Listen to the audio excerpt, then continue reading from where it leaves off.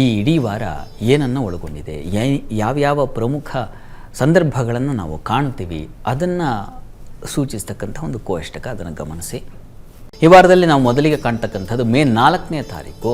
ಅದು ಭಗೀರಥ ಜಯಂತಿ ಅಂತ, ಗಂಗೋತ್ಪತ್ತಿ, ಗಂಗೆ ಧರೆಗಿಳಿದ ದಿವಸ ಆ ಮೇ 4 ಅದನ್ನು ಕಾಣ್ತೀವಿ.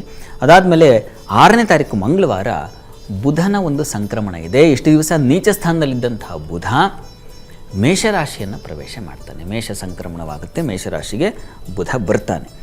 ಇನ್ನು ಮೇ 7ನೇ ತಾರೀಕು ಬುಧವಾರ ವಾಸವಾಂಬ ಜಯಂತಿ ಇದೆ. ಆ ದಿವಸ ತುಂಬ ಪವಿತ್ರವಾದ ದಿವಸ ಅಂತ ಪರಿಗಣನೆ ಮಾಡಲಾಗುತ್ತೆ. ಅನಂತರ 8ನೇ ತಾರೀಕು ಬೃಹಸ್ಪತಿ ಜಯಂತಿ ಇದೆ. ಈ ದಿವಸ ಭಗೀರಥ ಜಯಂತಿ, ಗಂಗೋತ್ಪತ್ತಿ ಅಂತಲೂ ನಾವು ನೋಡಿದ್ವಿ ಅಲ್ವಾ. ತುಂಬ ಮುಖ್ಯವಾದದ್ದು. ಗಂಗಾ ಮಹಾತ್ಮ್ಯವನ್ನು, ಗಂಗೆ ಧರೆಗೆ ಇಳಿದು ಬಂದ ಕಥೆಯನ್ನು ಕೇಳಿಬಿಟ್ರೆ ನಮ್ಮ ಬದುಕೇ ಪಾವನವಾಗುತ್ತಂತೆ.